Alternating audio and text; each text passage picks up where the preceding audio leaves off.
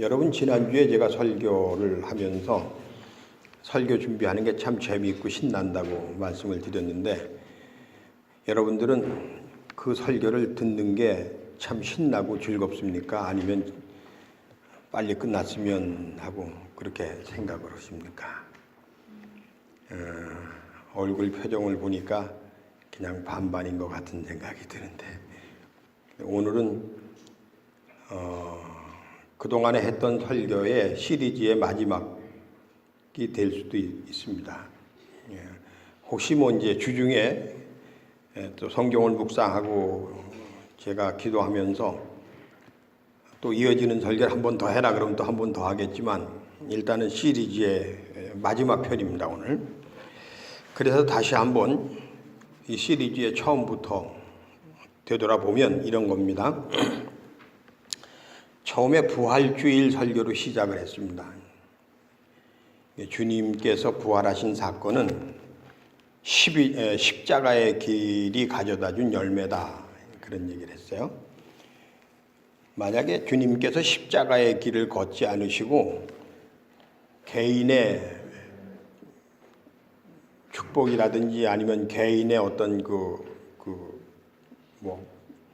안일이라든지 평안이라든지 이런 거를 추구하는 삶을 사셨다면 부활의 열매가 없었겠죠. 근데 예수님께서는 그 험한 십자가의 길을 끝까지 완주하셨기 때문에 이제 부활의 열매가 맺어진 거다, 그런 말씀이었습니다. 그리고 그 험한 길이라고 얘기한 그 길은 바위가 울퉁불퉁하게 튀어나오고 또 경사도가 한 30도 되고 이런 길이 아니라, 그것은 세상 사람들이 거의 개인의 안녕과 그리고 평안을 빌고 그러면서 먹고 살기 위해서 조금이라도 더 많이 이렇게 가지려고 아둥바둥하면서 살아가는 그런 속에서 평화라고 하는 가치, 모든 사람들이 다 함께 화평을 누릴 수 있는 사랑하는 삶, 용서하는 삶, 그 마음속에 어떤 분노나 원망이나 불평이나 두려움이나 근심이나 이런 것들이 아니라, 그런 것들을 하나님께 대한 믿음을 가지고 이겨내면서 오직 아름답고 고상한 삶을, 모두가 함께 사는 삶을 추구했던, 모든 일에 모범이 되시는 분이 바로 예수님이시라. 그분이 십자가의 길을 가시면서 그 길이 죽음의 길이 아니라 참 생명을 얻는 길이라고 하는 것을 우리에게 보여주셨기 때문에, 그 예수님의 십자가와 부활이라고 하는 사건을 기점으로 해서 전 세계 역사 속에는 그 예수님의 제자로서 세계의 평화와 의를 위해서 살았던 수많은 예수의 제자들이 있었던 겁니다. 그런데 우리가 자꾸 예수님의 십자가를, 우리의 죄를 씻어주신 이제 예수의 십자가를 믿기만 하면 우리가 죄사함을 얻는다고 하는 이 십자가의 이야기에 우리가, 그 속에만 우리가 빠져 있으면 십자가의 의미를 제대로 우리가 못 보는 경우가 너무 많다는 거예요. 그래서 예수님께서 핏값으로 우리의 죄를 사해 주셨다고 하는 것을 우리가 아멘하고 그걸 믿음으로 받아들인다고 하면서도, 동시에 십자가의 길이라고 하는 것은 우리가 세상을 살아가는 이 삶의 진정한 가치, 용서라든지 사랑이라든지 평화라든지 이런 것들을 위해서 어떤 고난도 굴복하지 않고 끝까지 걸어가셨던 길이 십자가의 길이었다. 그리고 그렇게 살아가는 그곳에 평화가 있고 부활이 있다. 생명이 있다. 이걸 우리가 이야기해야 되지 않겠느냐 하는 이야기로 시작을 한 겁니다.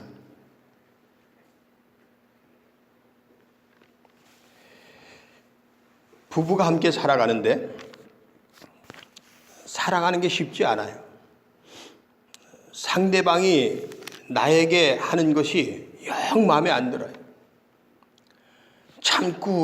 참다가 당신하고는 못 살겠다 그러고 이혼장 뒤밀고 도장 찍고 헤어지면 그것은 그 속에는 진정한 의미의 승리가 없어요. 그건 실패자가 되는 겁니다. 그건 말로 다 할 수 없는 아픔을 끌어안고 평생을 살아가야 되는 겁니다.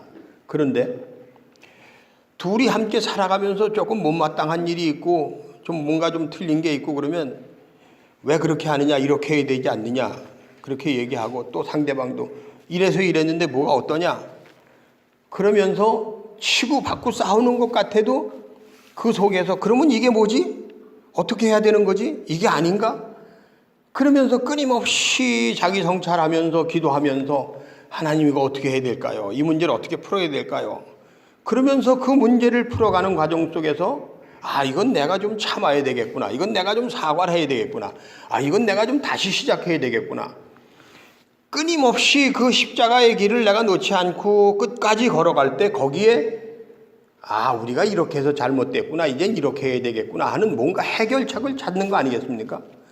거기에 행복이 열매가 열리게 되는 거고 거기에 평화가 있는 거 아니겠습니까?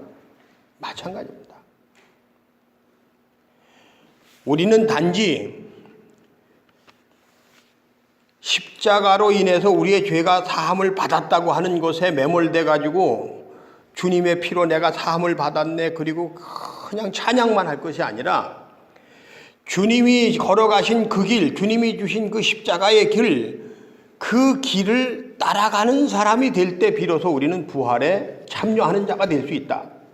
하나님의 영광에 참여하는 자가 되는 것이고 행복의 주인공이 되는 거다. 이런 이야기로 시작을 했습니다. 그러면서 구체적으로 그러면 우리는 어떻게 해야 되지? 라고 얘기했을 때 주님께서 우리에게 이렇게 기도하여라 라고 가르쳐 주신 기도문을 우리가 함께 이야기하면서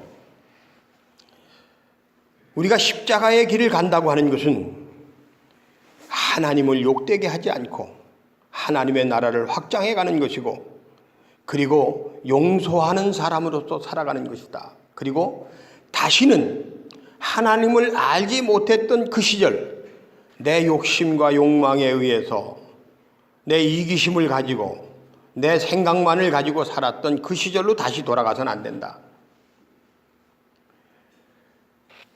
끊임없이 하나님 앞에 서서 하나님에 대한 믿음을 가지고 그리고 그 안에서 살아가는 것이다. 주기도문을 우리가 다시 한번 새롭게 받지 않습니까? 더 많은 것이 아니라 일용할 양식만을 구하는 것. 그리고 일용할 양식이라고 하는 것은 얼마나 귀하고 소중한 것인지 모른다. 일용할 양식 그러면 하루 사는 거 이렇게 생각할지 모르지만 내가 매일매일 살아갈 수 있는 일용할 양식만 있다면 어디 가서 내가 비굴하게 살 이유가 없어요. 인간으로서의 살아가는 권리를 내가 찾으면서 살아갈 수가 있는 거예요.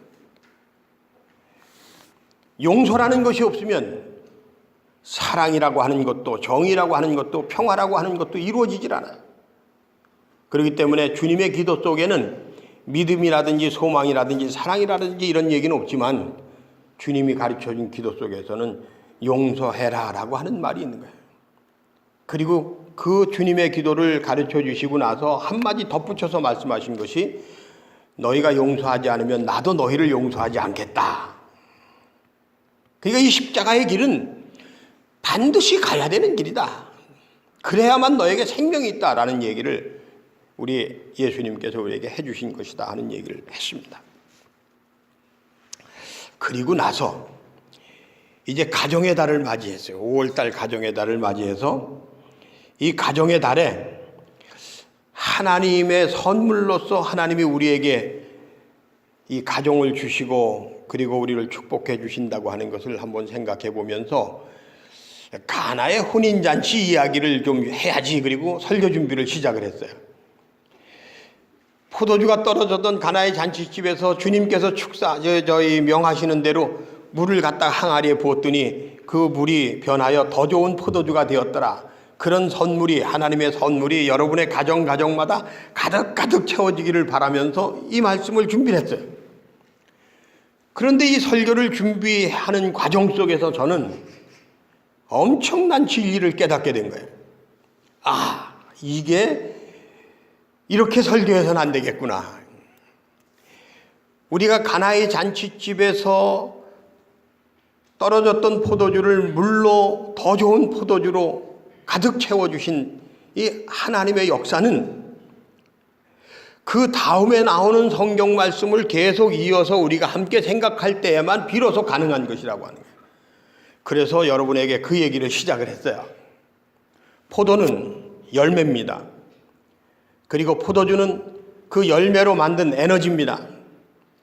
그러니까 우리의 삶 속에서 포도송이와 같은 그런 엄청난 축복이 있기를 바랍니다. 그리고 포도주와 같은 에너지가 우리의 삶 속에서 항상 넘쳐나기를 바랍니다. 그런데 그게 어디에서부터 오는 것일까라고 하는 것이 그 다음에 나오는 이야기들하고 연결이 되어지는 걸 발견한 거예요. 목회하면서 예수 믿고 난 이후로 지금까지 한 번도 이 성경 말씀을 가지고 이 이야기를 생각해 보지를 못했는데 올해 처음으로 이걸 발견했어요. 이건 논문을 쓰고 싶은 얘기야. 왜 요한복음 1장에 예수님은 말씀 그 자체요, 예수님이 하나님의 아들이시요, 예수를 믿는 자는 하나님의 아들이 되는 권세를 얻는 것이요, 예수님의 말씀 속에 우리의 생명이 있습니다, 이런 얘기를 하면서 2장으로 딱 넘어오는데 그 첫 번째 이야기로 가나의 혼인잔치 얘기가 나왔을까? 하나님을 믿는 사람들, 하나님의 자녀가 되는 사람들에게는 이런 포도 열매의 축복이 있다고 하는 것, 그리고 포도주의 에너지가 끊임없이 공급된다고 하는 것을 얘기해 주고 있는 거 아니겠습니까? 그래서 1장하고 연결해서 볼 때 이 가나의 혼인잔치의 이야기가 하나님의 자녀가 되는 사람들에게 주어지는 권세는 바로 이런 축복이라고 하는 것, 에너지라고 하는 것. 내가 오늘 사업하다가 실패해도 내일 또다시 포도가 주어지고 포도주와 같은 에너지가 나에게 주어진다면 뭐 걱정할 게 있습니까? 그런데 그런 축복이 어디에 있느냐라고 하는 이야기가 바로 그 다음에 나오는 성전의 이야기 속에서 우리에게 들려지고 있다는 거예요.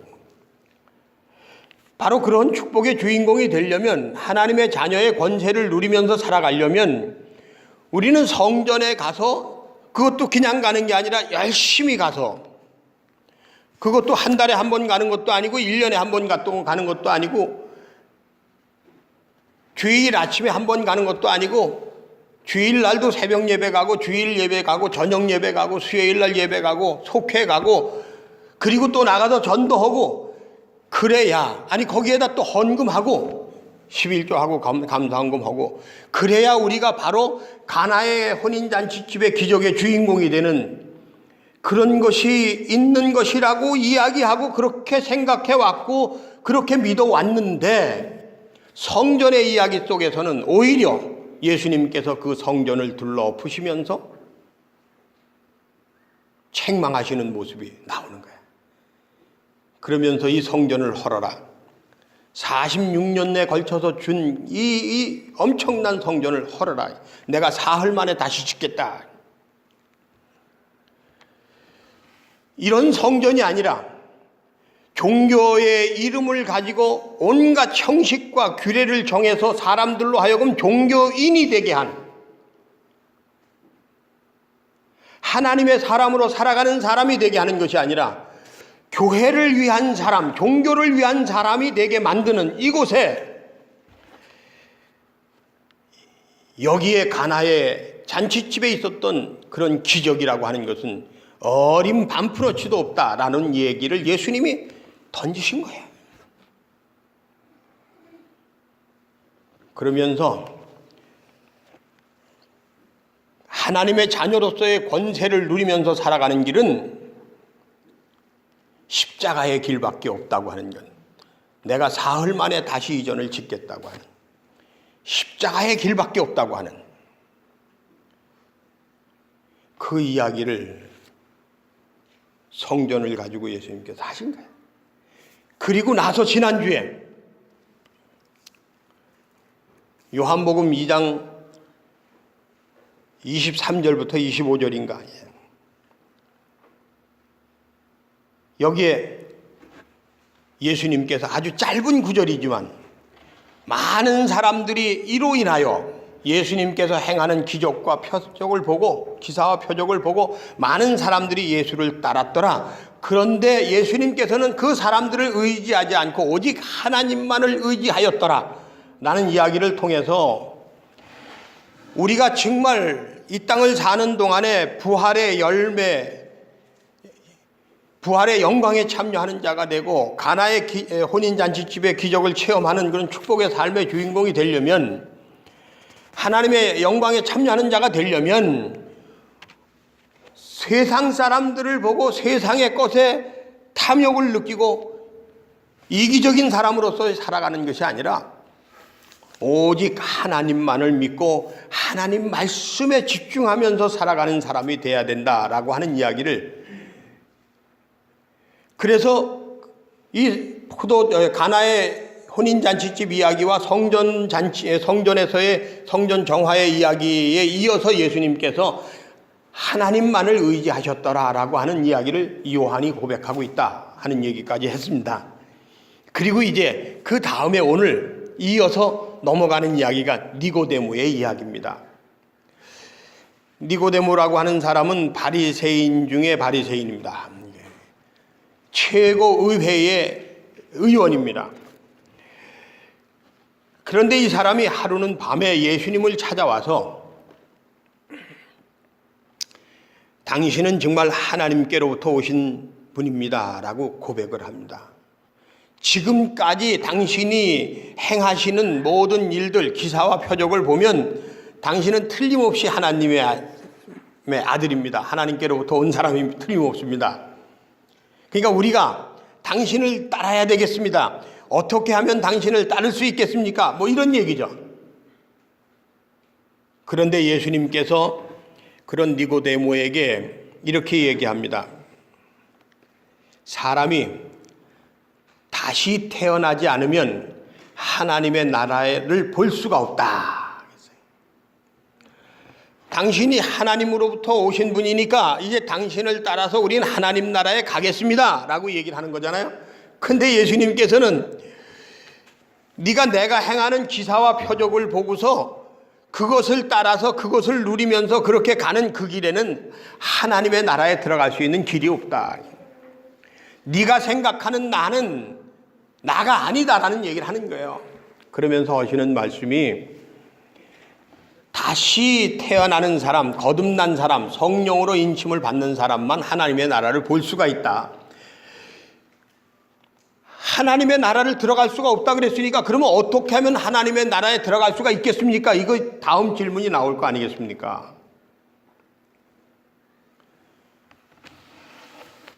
그래서 예수님께서 하시는 말씀입니다. 하나님 나라에 들어가려면 물과 성령으로 거듭나지 않으면 안 된다라고 하는 얘기를 하는 겁니다. 물이라고 하는 것은 씻는 것입니다. 씻는다고 하는 것은 내가 아닌 것들을 벗겨나는 작업입니다. 전 정말 참 우리 집에 있는 이 애견 2마리 파이하고 이 아랑이가 참 좋습니다. 어떻게 정말 말 못하는 짐승이지만 저렇게 애들이 괜찮을 수가 있어요. 아랑이는 말이죠. 세상에 그렇게 점잖을 수가 없어요. 파이는 말이죠. 풀어놔두면은 어디를 가든지 제 곁에서 맴돕니다. 잠깐 자기가 뭐가 딴 데 뛰어갔다가도 내가 이렇게 탁 돌아만 보면 벌써 옆으로 뛰어옵니다. 그리고요, 정말 신기한 거는요, 아주 고기를 그냥 맛나게 만들어가지고 갖다 주잖아요. 그러면 그 큰 아랑이가 파이가 먼저 먹을 때까지 기다렸다가 파이가 먹는 데다가 슬그머니 얼굴을 들이밀고 같이 먹는데, 파이가 자기가 더 먹겠다고 툭툭 치면은 슬그머니 대고 그냥 먹어요. 내가 먹어야 돼, 이런 게 없어요. 야, 정말 기가 막히죠. 어저께 아침에도 제가 밥이 조금 남아갖고, 아주 조금이에요. 그걸 물 말아가지고서 갖다 줬는데, 그 조그만 거를 파이가 그냥 팍 먹어버린 그만이거든요. 그런데도 파이가 먼저 입을 댄 다음에 아랑이가 슬그머니 갖다 대고서 같이 먹는데, 야, 정말 세상에 이게 기가 막혀요. 근데 쟤네들이 아무리 이뻐도 쓰다듬어주고 안아주진 못해요. 왜냐하면 냄새가 나니까. 맨날 씻겨주질 못하니까. 1년 12달 가도 한두 번이나 씻겨줄까 말까 하니까 이게 냄새가 나니까 못 만지는 거예요. 마찬가지입니다. 우리가 하나님의 나라에 들어가려면 내가 세상을 바라보면서 살아가던 가운데에 죄라고 하는 옷을 입은 것을 다 씻겨내야, 그래야 비로소 우리는 하나님 나라에 갈 수가 있어요. 근데 그것도 내 힘만으로는 안 돼요. 그렇기 때문에 성령으로 세례를 받아 하나님께서 성령으로 나를 부어주셔야, 하나님께서 나를 이끌어 주셔야, 인도해 주셔야, 깨우쳐 주셔야, 그래야 비로소 우리가 하나님 나라에 들어갈 수가 있는 거예요. 이렇게 이 이야기로 이어지는 이야기가 요한복음의 1장, 2장, 3장으로 이어지고 있는 겁니다. 여러분, 성경이 기가 막히지 않아요? 설교 준비하는 저만 재미있습니까? 듣는 여러분들도 재미있습니까? 아멘? 조금 재미있긴 한가 보네요. 정말 신기하지 않습니까? 저는 이 말씀을 묵상하면서 산상수훈의 말씀을 하시기 바로 직전에 예수님께서 광야에 나가서 40일 동안 금식하시면서 마지막에 사탄의 유혹을 받으실 때 그 사탄의 유혹을 물리친 이야기가 생각이 나요. 배고픈데 이 돌 가지고 떡을 만들어서 먹으면 어떠냐? 사람이 떡으로만 사는 것이 아니라 하나님의 말씀으로 사는 거다. 성전 꼭대기에 데리고 올라가서 뛰어내리면 받아줄 게 아니야, 천사들이. 하나님은 시험의 대상이 아니라 믿음의 대상이다. 하나님을 시험하지 말아라. 천하만국을 보여주면서 나한테 절하면 이거 다 주겠다. 하나님만을 믿고 그분만을 섬겨라. 세상은 섬김의 대상이 아니라 나눔의 대상이다. 멋있지 않습니까? 그런 예수님께로 내가 시선을 다시 고정시키고 내가 이제는 예수님만을 나의 주님으로 믿고 따르겠습니다 라고 했을 때 성령이 나에게 임하시는 거예요. 할렐루야. 그때 성령이 나에게 임하시는 거예요. 근데 우리는 십자가의 피로 내 죄가 씻겨졌다라고 생각만 하지, 내가 이 세상의 유혹과 맞서서 하나님의 말씀으로 이것을 이겨야 내가 씻김을 받는다고 하는 이야기는 무슨 이상한 이야기처럼 생각하는 이런 시대로 우리가 살고 있는 거 아닌가, 이런 생각을 하게 되는 겁니다. 여러분, 거듭난다고 하는 것, 내가 예수 안에서 새 사람이 됐다고 하는 것, 그것이 바로 오늘 이 자리에 여러분들을 앉게 하지 않았습니까? 그 믿음을 끝까지 마음속에 품고 오직 예수님을 통해서 우리에게 전해지는 하나님의 말씀에 집중해서 그 말씀을 가지고 우리가 살아가려고 노력할 때, 아, 이게 하나님의 뜻일까 아닐까? 이것을 생각하는 게 기도입니다. 그것을 위해서 내가 결단하고 나갈 때 그 길이 십자가의 길입니다. 그리고 그 열매가 부활의 열매, 부활의 영광에 참여하는 것입니다. 그런 사람이 살아가는 삶의 길에서 그 사람이 이루고자 하는 것이 하나님의 뜻이고 그 하나님의 뜻을 풍성하게 해주신 것이 하나님의 역사란 말이에요. 그것이 가나의 잔치집에서 물로 포도주를 만드신 하나님의 약속이란 말이에요. 우리 한석교회가 하는 일에 왜 이렇게 모든 일이 잘 되는지, 여러분들이 살아가는 삶 속에 왜 하나님께서 함께 하시는지, 그것은 바로